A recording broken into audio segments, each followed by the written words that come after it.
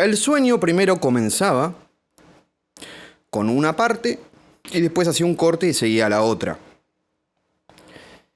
La primera parte del sueño era extremadamente real. Y por decirles eso, me refiero a profundidad cero. Digamos, realmente sentías que te estaban haciendo algo en carne propia. A esa altura. Estaba en una camilla metálica, atado, sostenido. Porque a lo mejor uno durante cierto proceso podía llegar a hacer movimientos involuntarios que eran indeseados. Ahora, ¿yo estaba obligado a hacer eso? No, yo estaba ahí porque era necesario. Incluso yo, digamos, estaba dispuesto a hacer eso. No es que era como una obligación, pero en ese momento sí estaba sucediendo. Estaba en una camilla metálica, sostenido, piernas, brazos, cabeza. También tenía una cinta en la cabeza que me la tenía. Y adelante mío tenía una máquina que me apuntaba con un cono láser directamente en el ojo. Y era como que ese proceso era, a esa altura de mi vida, elemental. Ahora, ese láser lo que hacía era inyectar conocimiento. A cada pulso de láser que me tiraban en el ojo, era como que me despertaba y me volvía a dormir. Pero nunca perdiendo el estar en el sueño tampoco. Era como que me despertaba en la vida real y me volvía a dormir en instantes donde estaba en intermitencia constantemente la vida real con la vida del sueño, la vida real con la vida del sueño. Es como que dentro de esas inyecciones de conocimiento me hablaban sobre... O sea, es como que recuerdo muy vagamente lo que decía. Pero hablaba sobre que había células que no hacía falta que se reprodujeran, sino que éstas se estiraban. Es como si hubiese una forma de crear más masa que no sea mediante la reproducción. Entonces me hablaba como de una célula que se iba alargando. Ni definida ni indefinidamente. Solamente me informaban eso, que era posible en algunas células que eso pasara. El incrementar de masa por estiramiento, no por multiplicación. Sobre eso y sobre como una esencia que todas las cosas tienen. La primera parte del sueño termina y empieza la segunda. Soy un nene, 8, 10 años, pero como máximo, vestido militar, tipo tenía borcegos, pantalón caqui, remera verde, casquito verde. Estaba en una selva, pisos de barro, tiendas de campaña,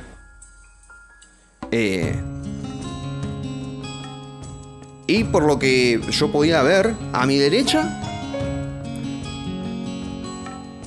varios compañeros míos, todos vestidos igual, éramos todos niños, vestidos de militar, éramos como soldados, pero mini. Lo que veía a mi derecha era como habían varios compañeros míos que venían de a dos trayendo en una camilla a un muerto. Y había una fila de ellos, es decir, una fila de varias personas, o sea, de varios soldaditos, que de a dos iban sosteniendo una camilla con un muerto. E iban hasta una pila de cadáveres y lo tiraban. Y volvían a el campo de acción, que era donde las acciones del mundo real tenían acción. Yo sabía que estaba ahí, y de hecho todos estábamos ahí, para aprender era un ejercicio que nos había dado algún maestro, tutor o lo que sea, para aprender algo en particular, que no me acordaba bien qué era. Es como decirle, yo respawneé más tarde. Y cuando yo spawneo, ya las actividades para todos los soldaditos estaban repartidas. Entonces yo tenía que empezar viendo cuál era mi función ahí. Me acerco a la fila esta de los soldaditos que iban a campo de acción y veo que nunca encuentro el hueco para meterme entre ellos. Es decir, ya estaban todos los cupos ocupados de eso. Que de por cierto era como la actividad más reconfortante porque era la más fácil de hacer. Es decir, no requería absolutamente ningún proceso, simplemente había que ir a buscar a los muertos, de donde las acciones tenían lugar, y tirarlos en una pila de muertos. Por eso veía que muchos lo hacían. Y de hecho fue al primer lugar al que yo intenté ir. Ese donde no hay que pensar mucho, haces todo el tiempo la misma actividad y tiene un resultado positivo. Es lo que tenías que hacer. Estás cumpliendo con tu función. No hace falta que estés triste. Estás sirviendo para algo. Ahora, una de las cosas que se me pasaba por la mente cuando yo estaba en esa fila es como que me imaginaba yo yendo y viniendo una y otra vez, haciendo fuerza con un cadáver en una camilla, y yo sabía que mi cuerpo en realidad no lo iba a aguantar. No tenía los brazos suficientemente fuertes, no tenía la actitud suficientemente fuerte que los que hacían eso sí la tenían. Habían cosas que a ellos no les preocupaban y podían hacer eso. El tema es que yo no, y yo no recordaba qué era lo que tenía que hacer. Ahora, en la pila de muertos había otro nene que sabía que tenía una función especial. Era el cuentamuertos, el cuentacadáveres. Entonces, a mi lado izquierdo tenía el cuentacadáveres. A mi lado derecho tenía el campo de acción del cual venía la hilera de mini militares con cadáveres. Y había como una tienda de campaña principal. Entonces yo digo, bueno, seguramente voy a ir ahí y me voy a acordar qué es lo que yo tengo que hacer. La cosa es que dentro de la tienda de campaña, muy desordenada por cierto, pero había como muy importante, había un pizarrón que tenía 2-3 instrucciones y unos casilleros, ¿no? Unas estanterías con cosas. Es como que cuando yo estoy ahí, me acuerdo cuál era mi función. Y también me acuerdo porque hay solo una persona que la tiene que hacer. Porque la actividad parece que era un poco más complicada. Ahora, en el pizarrón decía qué es lo que, digamos, los 3 puestos importantes tenía que hacer cada uno. El de cuenta cadáveres, contar los cadáveres. El de los campos de acción, ir a buscar los muertos y dejarlos en la pila. Y después decía replicar la partida. Cuando veo eso es como, claro, yo estoy acá para replicar la partida de ajedrez que tiene su equivalencia con lo que pasa en el campo de acción. Entonces, bueno, saco de un casillero, que era como el casillero dedicado a esta persona que tenía que hacer esa función de replicar la partida, y saco una especie de ajedrez, o sea, el tablero con los cuadraditos y un montón de piezas, ¿no? Que tenían formas bastante raras. Y tenía 2 partidas. Una partida corta, que se había terminado en, no sé, 7 movimientos, por decir algo así, y otra partida larga, que se había terminado en 48 movimientos. Yo tenía que replicar ambas partidas en el tablero de ajedrez. Parecía una tarea fácil, pero el problema es que uno, al poner el tablero y agarrar la primera pieza para decir, bueno, voy a colocarla acá, empezabas a tener una serie de alucinaciones en cuanto tocabas la pieza. Es decir, nadie podía tocar ninguna pieza sin que le pasara esto de empezar a alucinar. De empezar a... Tipo, es como que tenía que acomodar, por ejemplo, los peones, que por cierto eran color marfil y color madera. Y eran piezas o de madera, como los peones, o de piedra tallada, como alfil, torre y caballo. Rey y reina eran unas piezas enormes, tipo que medían 8 veces lo que cualquiera de las otras. Pero bueno, como yo estaba encargado de replicar esa partida, ni bien toco la primera pieza, el tablero se me empieza a deformar todo. Es como que solamente tu campo de visión veías el tablero todo deformado, con las piezas, con cada casilla moviéndose, y uno con la pieza en la mano, no, era como que decís, che, la tengo que apoyar acá, y es como que ibas a apoyarlo en un cuadrado, en un casillero, y este casillero se movía. Entonces, en el momento que uno lograba combatir esas alucinaciones y apoyar la pieza en un casillero real, ese casillero quedaba fijo. Ese casillero ya no se movía más. Vos identificabas a ese casillero ocupado por esa pieza que vos pusiste. Entonces ya eso te daba como un punto de referencia para saber que, por ejemplo, al lado tiene que haber otra casilla. Y podés poner una pieza del mismo color, en el caso de los peones. Pongo los peones primero, del lado de madera. El rey y la reina, del lado de madera. El rey y la reina del lado de marfil. Los peones del lado del marfil. Y ahora tenía que identificar las otras 3 piezas. El formato de los peones era como apenas una piedra plana. Si bien estaba hecha de madera, no tenía casi ningún relieve, ningún contraste. Alfil, torre y caballo eran muy parecidas, solo que tenían grabado qué pieza era arriba. El grabado que tenían era muy complejo de leer. Vos no podías identificar fácilmente cuál era el caballo, fácilmente cuál era el alfil y fácilmente cuál era la torre. ¿Por qué? Porque vos cuando los veías parecían la misma pieza. Pero en ese tallado había diferentes formas de mirarlo, diferentes formas de interpretarlo hasta que podías identificar qué pieza era. Cuando yo me encuentro con esto, que las 3 piezas eran muy parecidas, a simple vista, miro primero una, la intento mirar de más cerca, la intento mirar de más lejos, porque realmente cambiaba la simbología que vos veías detrás de un enrejado. ¿Y esta simbología que yo estoy viendo es la auténtica o simplemente sigue siendo una ilusión óptica? Es como que era una lucha constante en qué estoy viendo.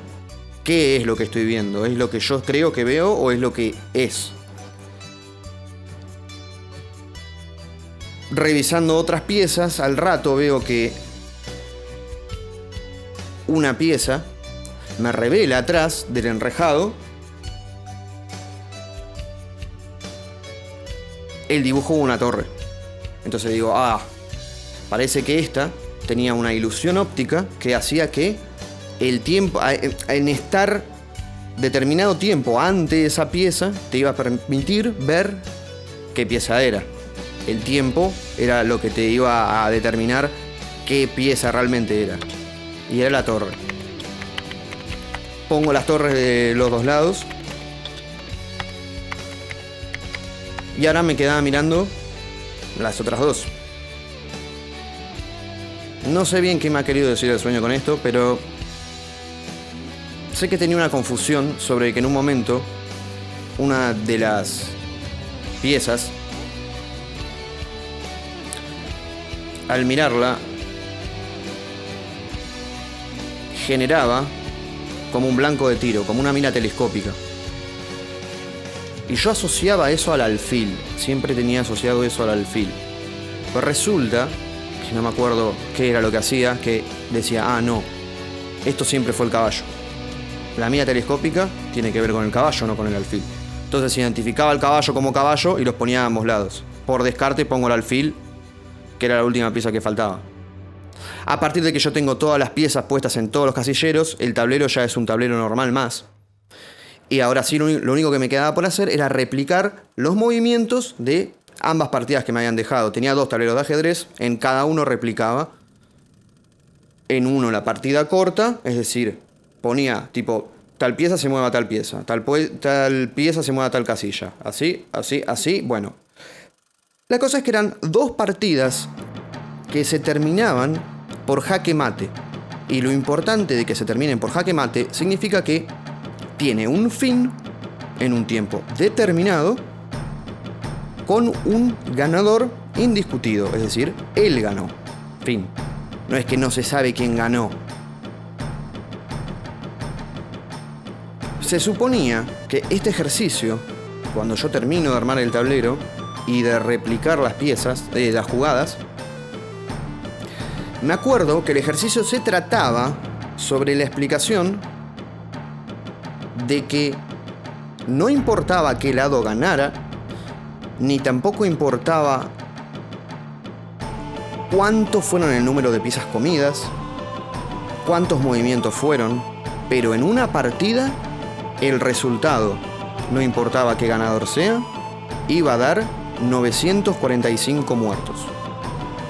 Todo el ejercicio de replicar estas partidas, que tenían su equivalente en campo de acción que sucedía en el mundo real, tenía que dar, sí o sí, 945 muertos. No importaba la partida. Siempre que haya una partida y haya un ganador, el resultado son 945 muertos. Y partidas siempre van a haber, y esos muertos siempre van a estar.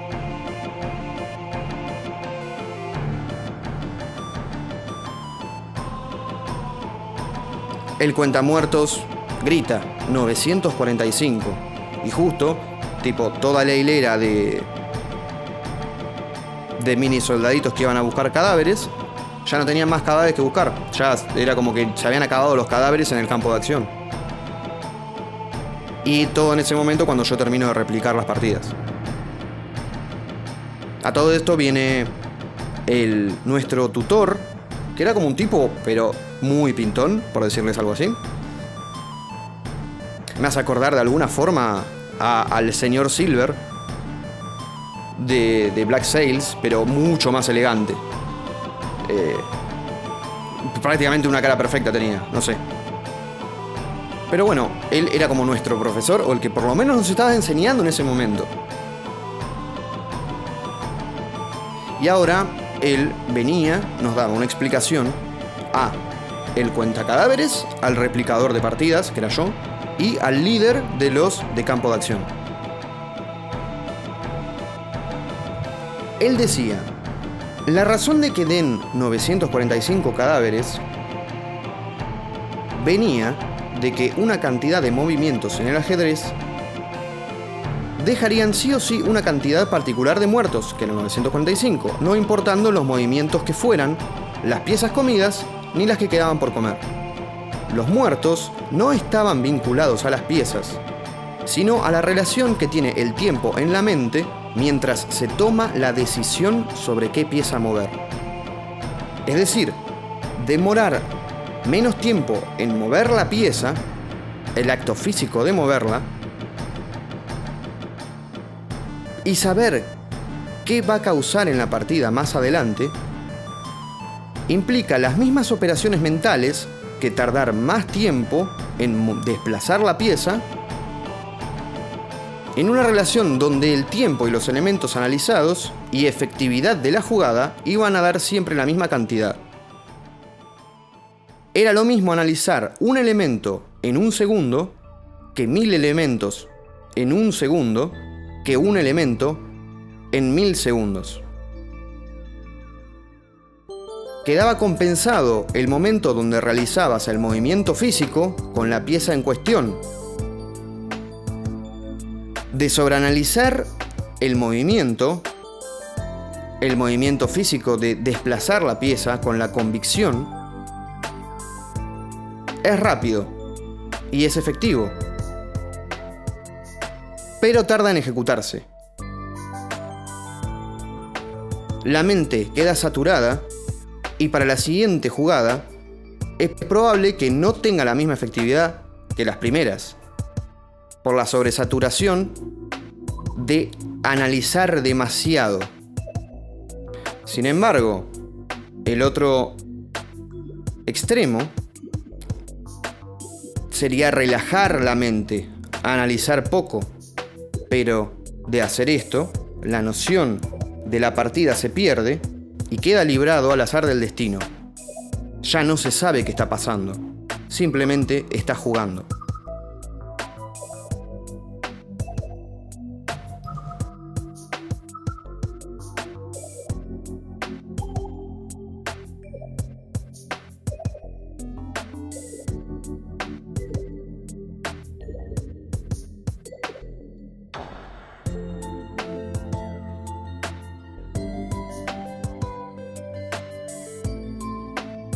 Después de esto, teníamos una clase especial con este tipo,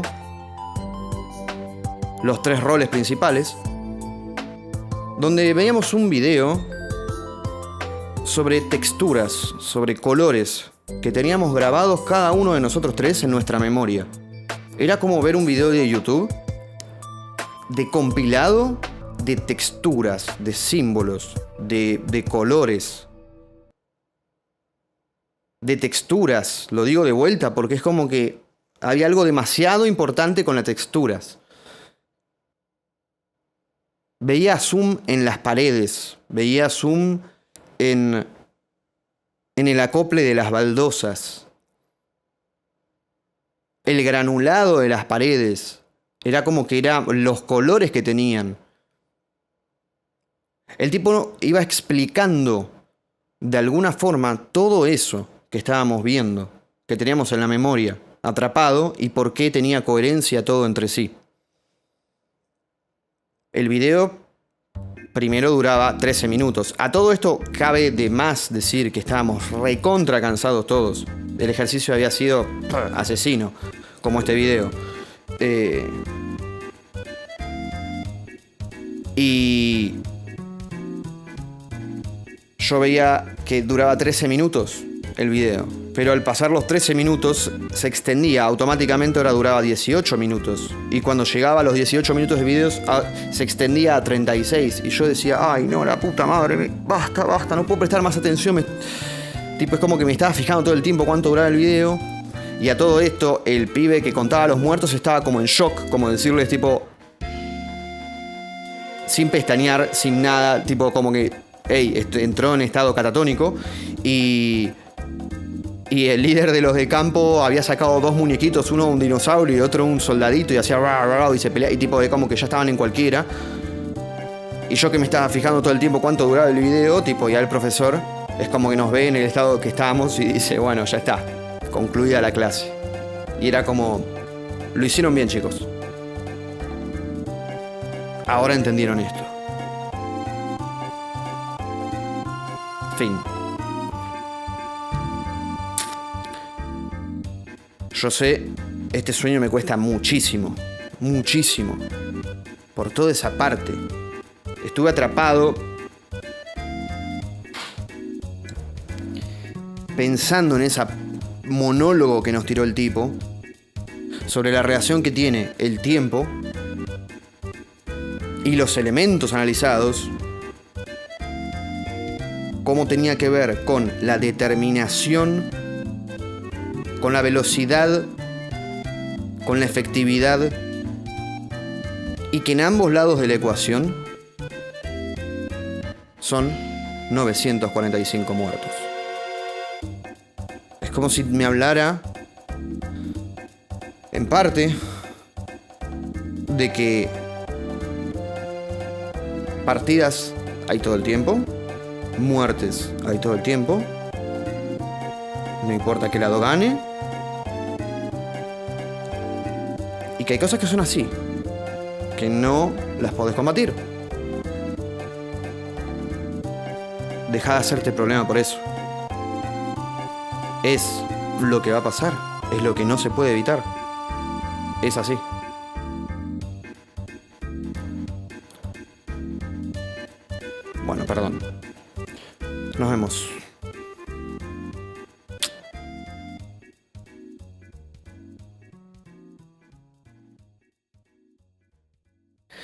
Bueno, ¿qué tal? Buenas noches.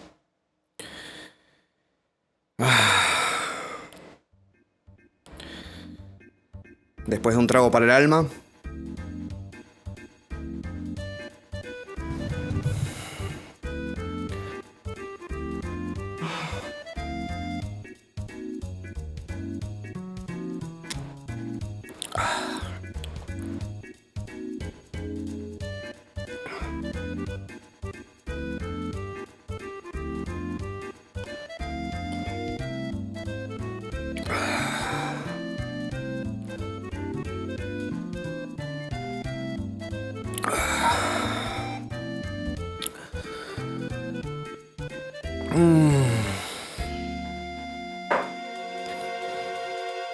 Voy a contar este sueño que me tuvo bastante en vilo, porque es muy complicado de contar. Bueno, el sueño comenzaba con dos partes.